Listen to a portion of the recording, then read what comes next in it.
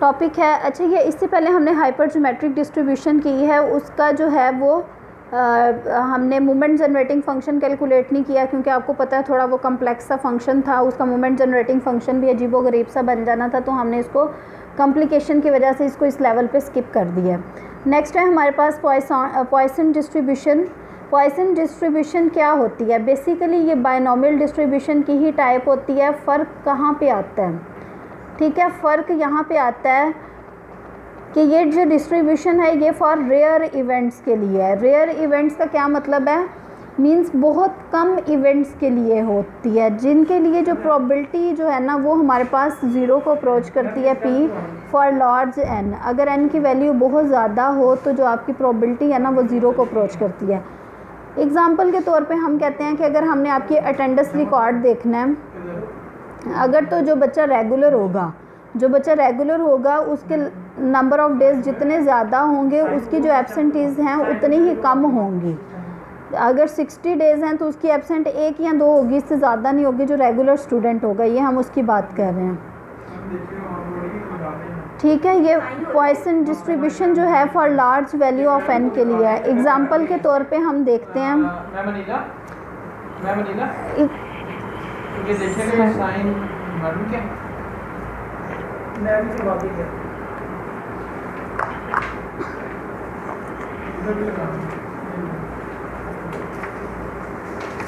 क्या कह रहे थे? वो कह रहे थे कि कोई भी मैम से करवा दीजिए। अच्छा मैम वो कह रहे थे वो भी करवा लें, टेस्ट भी करवा लें। अच्छा, ये जो सामने आपको नज़र आ रहा है इसको एक दफ़ा रीड आउट करें, मैं समझाती हूँ फिर।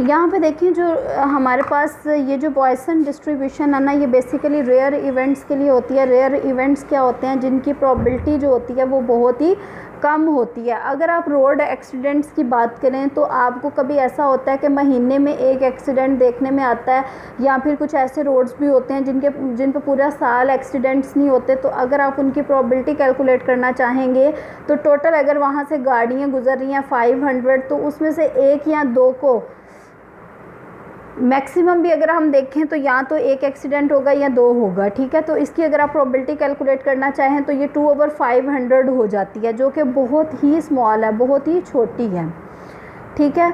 इसी तरह से बुक बाइंडिंग की अगर आप बात करें, जो बुक बाइंडिंग हो रही होती है उसमें अच्छी बाइंडिंग होती है। बहुत कम ऐसी पॉसिबिलिटीज़ होती हैं कि उसमें बाइंडिंग जो है वो अच्छी ना हो, तो वो उसकी प्रोबेबिलिटी बहुत ही स्मॉल होगी। मींस कोई एक आध हमारे पास डिफेक्टिव बाइंडिंग्स आएंगी और टोटल हमारे पास अगर 200 हैं तो ये कुछ इस फॉर्म में आएगी। प्रोबेबिलिटी डेंसिटी फंक्शन जो है, प्रोबेबिलिटी डेंसिटी फंक्शन हमारे पास किसके इक्वल आएगा? e⁻⁻ lambda. ये हमारे पास है e⁻⁻ और फिर इसी पावर में जो है लैम्डा की पावर x ओवर यही वाला x फैक्टोरियल। आपको याद रखने का इसका तरीका पता होना चाहिए। जिस तरह बायनॉमियल डिस्ट्रीब्यूशन में जो था ना वो NP था, NP हमारे पास था बायनॉमियल डिस्ट्रीब्यूशन में जो पैरामीटर्स थे उसका मीन जो था वो NP के इक्वल था। अगर हम डेंसिटी फंक्शन की बात करें तो NCx p power x q power n - x, ये हमारे पास इस फॉर्म में होता है। इट मीन्स इसमें NP, q तो हमारे पास आ ही जाता है ना, 1 - p करें तो q आ जाता है। इसी तरह से जो पॉइसन डिस्ट्रीब्यूशन है उसका जो डेंसिटी फंक्शन है वो इस फॉर्म में है, e⁻⁻ लैम्डा जो पावर में है lambda power x over x factorial at x is equal to lambda. इसका जो मीन होता है ना म्यू, वो हमेशा लैम्डा के इक्वल होता है, लैम्डा के इक्वल होता है, ठीक है। It is also discrete probability distribution.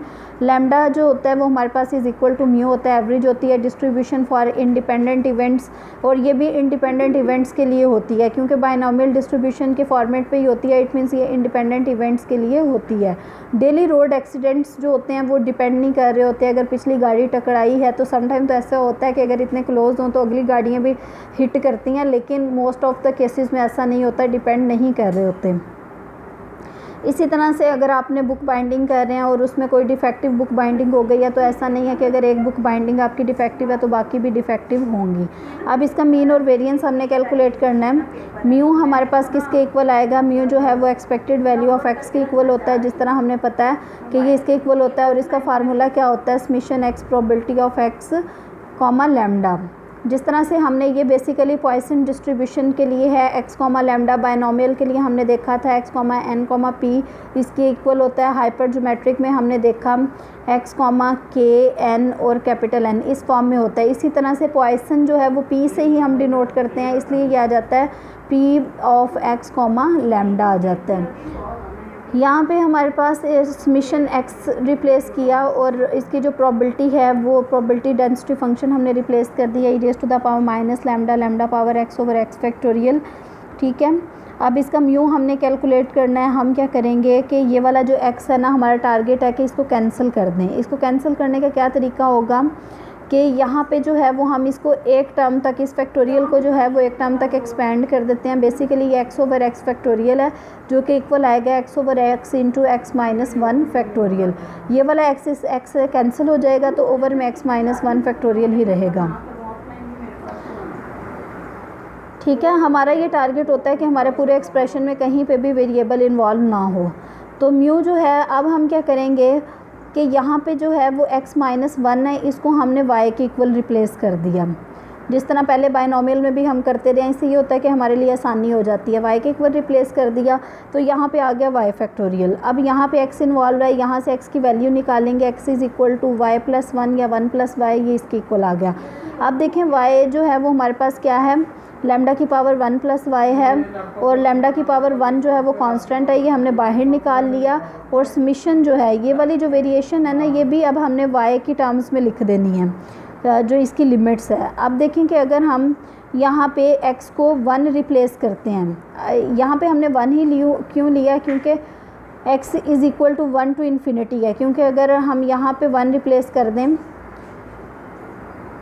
यहाँ पे बेसिकली यहाँ से वेरिएशन थी तो x is equal to one to infinity, यहाँ पे हमने इसकी अपनी डिस्ट्रीब्यूशन वन टू इन्फिनिटी है, ज़ीरो से स्टार्ट नहीं हो रहा, वन टू इन्फिनिटी है। ज़ीरो से क्यों नहीं हो रहा? क्योंकि अगर यहाँ पे आप ज़ीरो फैक्टोरियल करते हैं तो वो वैसे तो वन के इक्वल होता है, लेकिन इसकी जो वेरिएशन है वो वन टू इन्फिनिटी है। ये भी आपने डिफरेंट डिस्ट्रीब्यूशंस में याद रखना है। तो जब आप वेरिएबल किसी दूसरे के इक्वल रिप्लेस करते हैं तो हम क्या करते हैं, उस पूरे फंक्शन को न्यू वेरिएबल के टर्म्स में लिखते हैं। तो यहाँ पे ये हमने रिप्लेस किया। अगर आप x is equal to one के लिए देखेंगे y ज़ीरो आ जाएगा, अगर x is equal to infinity के लिए देखेंगे y इन्फिनिटी आएगा। ठीक है, उसके बाद हमारे पास इसके बारे में एक रिज़ल्ट एग्जिस्ट करता है कि अगर e raise to the power minus lambda और उसके बाद ये जो है ना, ये लैम्डा पावर y है, ये वाला है ना, ये लैम्डा पावर y है, ओवर y फैक्टोरियल आ जाता है तो ये वन के इक्वल है। क्यों वन के इक्वल है? क्योंकि पॉइसन डिस्ट्रीब्यूशन जो होता है ना, ये भी हमारे पास प्रोबेबिलिटी डेंसिटी फंक्शन होती है और इसकी जितनी भी प्रोबेबिलिटीज़ होती हैं उन सबका समेशन हमारे पास वन के इक्वल ही आएगा। ये आप प्रूफ भी कर सकते हैं। सिंपली एरिया, इसकी एक्सपेक्टेड वैल्यू जो है वो इसकी एक्सपेक्टेड वैल्यू कैलकुलेट करें या area under the curve calculate करें, वो आपका वन के इक्वल आएगा। नेक्स्ट हमारे पास यहाँ से आ गया mu is equal to lambda. Expected value of x square अब हमने कैलकुलेट करनी है। इसको कैलकुलेट करने का डायरेक्ट कोई भी मेथड नहीं है, तो हम क्या करते हैं, क्योंकि अगर आप इसको x square F of x लिखेंगे ना तो एफ ऑफ एक्स हमारे पास उसमें सिंगल एक एक्स आता है, एक्स फैक्टोरियल था ना, इसको अगर आप एक्सपेंड भी करेंगे तो x into X minus one, तो एक एक्स तो इससे कैंसिल हो जाता है, हमारे पास एक एक्स रह जाता है। हमारा ये टारगेट होता है कि हमारे पास कोई भी वेरिएबल ना रहे, तो उसके लिए हम क्या करते हैं कि एक्सपेक्टेड वैल्यू ऑफ एक्स के लिए ये वाला फार्मूला यूज़ करते हैं। इसको हम लिख सकते हैं x into X minus one plus x. इसको अगर आप एक्सपेंड करें तो ये x square minus x plus x बन जाता है और यहाँ से एक्स स्क्वायर ही रह जाता है। तो expected value of x square calculate करने के लिए ये दोनों पे सेपरेटली अप्लाई हो जाएगी, plus expected value of X आ गया। अब हमने इसको पकड़ के पहले सॉल्व कर लेंगे क्योंकि इसकी वैल्यू हमारे पास लैम्डा के इक्वल आई है, बाद में इसमें रिप्लेस कर लेंगे। Expected value of x into X minus one हमारे पास मिशन के फॉर्म में लिख देंगे और ये इसका डेंसिटी फंक्शन है e raise to the power minus lambda, lambda power x over x factorial. अब यहाँ पे एक्स फैक्टोरियल है और ये दो टर्म्स हैं, तो हम क्या करेंगे, इस समीशन को दो टर्म्स तक एक्सपेंड करेंगे, इसलिए इसकी जो लिमिट्स हैं वो हमारे पास टू टू इन्फिनिटी हो जाएंगी। तो e raise to the power minus lambda, lambda power X as it is आ जाएगा। ओवर में हमने एक्स फैक्टोरियल को लिखा है X into X minus 1 X minus 2 factorial. ये दोनों टर्म्स इन दोनों टर्म्स से कैंसिल हो जाएंगी और यहाँ पे ये जो एक्स माइनस 2 फैक्टोरियल है ना, इसको हम वाई के इक्वल रिप्लेस कर देंगे। जब हम इसको y के इक्वल रिप्लेस करेंगे तो ये पूरा एक्सप्रेशन हमारे पास सेम प्रीवियस मेथड की तरह ये y में कन्वर्ट कर देंगे। x माइनस 2 की जगह पे हमारे पास y आ गया, तो यहाँ पे y फैक्टोरियल आ गया। लैम्डा पावर x है तो x की जगह पे 2 प्लस y आ जाएगा, ये 2 प्लस y आ गया। E raise to the power minus lambda as it is आ गया। जब x की वैल्यू 2 है तो y 0 हो जाएगा, जब x की वैल्यू इन्फिनिटी है तो y भी इन्फिनिटी हो जाएगा। तो इसकी जो लिमिट्स हैं वो 0 टू इन्फिनिटी आ जाएंगी। तो आप देखें कि ये जो है ये डेंसिटी फंक्शन होता है, इसलिए लैम्डा हम बाहर ले लेंगे, लैम्डा हम बाहर ले लेंगे, लैम्डा इसलिए हम 1 ले लेंगे और ये जो लैम्डा स्क्वायर है इसको हम बाहर ले लेंगे। लैम्डा y प्लस 2 है ना, तो ये वाली lambda square into lambda power y आएगा। तो ये वाला जो लैम्डा स्क्वायर है ये कांस्टेंट है, इसको हम बाहर ले लेंगे, बाकी पे वेरिएशन है इसको अंदर हमने लिखा। अगेन ये जो पॉइसन डिस्ट्रीब्यूशन होती है ये भी प्रोबेबिलिटी डेंसिटी फंक्शन होता है। इट मीन सारी प्रोबेबिलिटीज़ का सम हमारे पास 1 के इक्वल आता है, तो यहाँ पे हमने 1 रिप्लेस कर दिया। अब इसकी वैल्यू को हम अगेन कहाँ पे रिप्लेस करेंगे, ये हमारे पास इस फॉर्म में आ गया। Expected value of x square किसके इक्वल आई, plus expected value of X भी थी जो कि लैम्डा थी, और यहाँ से लैम्डा स्क्वायर आया, यहाँ से हमारे पास लैम्डा स्क्वायर आया। लैम्डा ऑलरेडी वैल्यू आ गई हुई है, तो वेरिएंस हमने कैलकुलेट करना है expected value of x square minus expected value of X whole square. इसकी वैल्यू हमारे पास लैम्डा स्क्वायर प्लस लैम्डा आई है, minus expected value of X जो है वो भी लैम्डा है, उसका होल स्क्वायर करेंगे तो ये दोनों टर्म्स आपस में कैंसिल हो जाएगी। इट मीन्स जो वेरिएंस जो है वो हमारे पास लैम्डा के इक्वल आ जाता है। तो यहाँ पे हमारे पास एक क्वेश्चन भी बन सकता है कि prove that mean and variance of the Poisson distribution are equal. अगर आप देखें तो इसका जो है वो एक्सपेक्टेड वैल्यू ऑफ एक्स जो है वो भी लैम्डा है, वेरिएंस ऑफ एक्स जो है वो भी लैम्डा है। तो यहाँ पे ये हम इसको प्रूव कर सकते हैं कि ये दोनों जो हैं वो सेम होते हैं। नेक्स्ट इसकी एक एग्जांपल देखें, बल्कि इससे पहले इसका मोमेंट जनरेटिंग फंक्शन देखें जिसका फार्मूला होता है M X of T is equal to expected value of e raise to the power T X. ठीक है, e raise to the power X को अगर आप देखें तो वो बेसिकली उसका फार्मूला होता है सीरीज़ की फॉर्म में 1 plus x square over 2 factorial plus and so on. इसको समीशन की फॉर्म में हम लिख सकते हैं summation x power n over n factorial, और n की जो वेरिएशन है वो 0 टू इन्फिनिटी होती है। ठीक है, इसकी वेरिएशन हमारे पास 0 टू इन्फिनिटी होती है और इसको इस फॉर्म में हम लिख सकते हैं। तो यही हमने इसको समीशन की फॉर्म में लिख दिया। तो एम एक्स ऑफ टी हमारे पास expected value of e raise to the power T X आ जाएगी, और इसको समीशन की फॉर्म में हमने ये लिख दिया और ये इसके साथ में प्रोबेबिलिटी डेंसिटी फंक्शन लिख दिया। अब ये देखें ये भी e raise to the power T X है और ये हमारे पास e raise to the power minus lambda है, इसको हमने बाहर लिख दिया है। जहाँ जहाँ हमारे पास एक्स इन्वॉल्व नहीं हो रहा उसको हमने एज अ कॉन्स्टेंट डील किया है और उसको बाहर लिख दिया। ठीक है, ये हमारे पास e raise to the power minus lambda summation आ गया और इन दोनों की पावर जो है वो हमारे पास एक्स आ जाएगी, lambda e raise to the power T whole power x over x factorial. ठीक है, अभी हमने देखा कि जो e raise to the power X जब होता है, ओके यहाँ पे देखें कि ये हमारे पास एक्सपोनेंशियल फंक्शन की हम प्रॉपर्टी यूज़ करने लगे हैं। जब e raise to the power X था तो हमने इसको लिखा X power N over N factorial, इस फॉर्म में लिखा। ठीक है, अब यहाँ पे है हमारे पास this power X lambda e raise to the power T power X.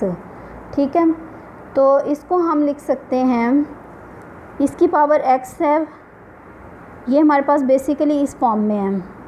ठीक है, ये हमारे पास इस फॉर्म में है, इसकी power x over x factorial है। ठीक है, तो इसको हम क्या लिख सकते हैं, e raise to the power this लिखेंगे, जो x जिसकी पावर x है वो वाली टर्म हम लिखेंगे। तो इसको हम लिख सकते हैं e raise to the power lambda e raise to the power t। तो ये हो गया e raise to the power lambda e raise to the power T, और e raise to the power minus lambda already है हमारे पास, तो यहाँ से जो है वो लैम्डा हम कॉमन ले लेंगे, तो e raise to the power T minus 1, यही हमारे पास इसका एक्सपोनेंशियल फंक्शन है। इसका जो है वो पॉइसन डिस्ट्रीब्यूशन का मोमेंट जनरेटिंग फंक्शन है। अब अगर हमें इसके मोमेंट्स अबाउट ओरिजिन कैलकुलेट करने पड़ें तो हम क्या करेंगे कि ये जो हमारा मोमेंट जनरेटिंग फंक्शन आया है इसको विद रिस्पेक्ट टू टी इसका फर्स्ट डेरिवेटिव कैलकुलेट करेंगे और फिर टी की वैल्यू 0 रिप्लेस कर देंगे। अगर आप इसका फर्स्ट डेरिवेटिव कैलकुलेट करें तो ये देखें एक्सपोनेंशियल फंक्शन का जो डेरिवेटिव होता है वो इटसेल्फ ही होता है। तो आपको पता है कि हमारे पास ये कुछ इस फॉर्म में आ जाएगा, ठीक है। t इज़ इक्वल टू 0 बाद में रिप्लेस किया तो ये लैम्डा के इक्वली आ गया। और दूसरा हमने इसके बारे में ये भी रिज़ल्ट पढ़ा हुआ है कि जो first derivative moment about origin, जो फर्स्ट मोमेंट अबाउट ओरिजिन होता है वो बेसिकली मीन के ही इक्वल होता है। इट मीन्स वो लैम्डा के इक्वली आ गया। सेकंड मोमेंट की अगर आप बात करें तो इसका derivative with respect to t, हमने सेकंड डेरिवेटिव कैलकुलेट करना है। फर्स्ट डेरिवेटिव जो है विद रिस्पेक्ट टू t की है, तो फर्दर डेरिवेटिव भी हमारे पास आया हुआ था। तो इट मीन्स यहाँ पे हम प्रोडक्ट रूल अप्लाई करेंगे, वो हमने कर दिया है। t is equal to 0 calculate करेंगे तो ये 1 आ गया जाएगा। और ये हमारे पास t इज़ इक्वल टू 0 पे e raise to the power lambda into 1 minus 1 ये 0 हो जाएगा। और इसी तरह से ये भी 0 हो जाएगा तो e raise to the power 0 1 रह जाएगा। तो ये हमारे पास लैम्डा इंटू ये पूरा एक्सप्रेशन 1 हो जाएगा। 1 प्लस और ये वाला लैम्डा है तो 1 प्लस लैम्डा रह जाएगा। इसको अगर आप मल्टीप्लाई करें तो ये लैम्डा स्क्वायर प्लस लैम्डा होता है। सेम इसी पैटर्न पे हमने क्या किया, इसका थर्ड मोमेंट अबाउट ओरिजिन भी कैलकुलेट कर लिया। नेक्स्ट एक क्वेश्चन है हमारे पास, assume that the probability of being killed in an experiment is this, ठीक है।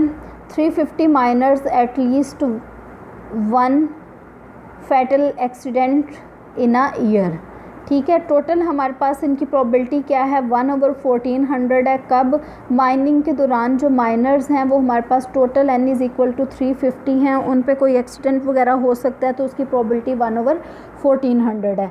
हमने क्या करना है, approximate by using Poisson distribution. अब इस पर हम बायनॉमियल डिस्ट्रीब्यूशन भी अप्लाई कर सकते थे, लेकिन यहाँ पे आपने इस बात का खुद ऑब्जर्व करना है कि आपकी जो प्रोबेबिलिटी है 1/1400 जो कि बहुत ही स्मॉल बनेगी, तो इसलिए यहाँ पे हम पॉइसन डिस्ट्रीब्यूशन अप्लाई करते हैं। n की वैल्यू 350 है, p की वैल्यू हमारे पास ये है, तो हमारे पास ये आंसर आ जाएगा।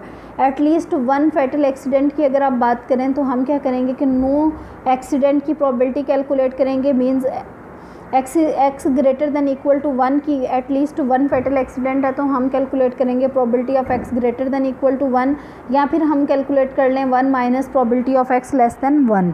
क्योंकि अगर आप ग्रेटर देन 1 कैलकुलेट करेंगे तो आपको क्या करना पड़ेगा, 1 से लेके 350 तक सारी वैल्यूज़ एज्यूम करना पड़ेंगी, जो कि हमारे लिए बहुत कॉम्प्लिकेटेड हो जाएगा।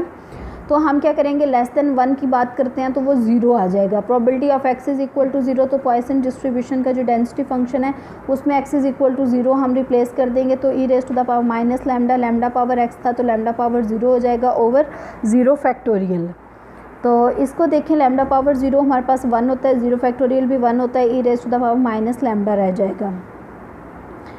तो इट मीन्स हमारे पास probability of x greater than equal to 1 हमारे पास इसके इक्वल आ गई। वन लैम्डा जो है, लैम्डा की जो वैल्यू है वो बेसिकली हमारे पास मीन था, जो कि लैम्डा के ही इक्वल होता है।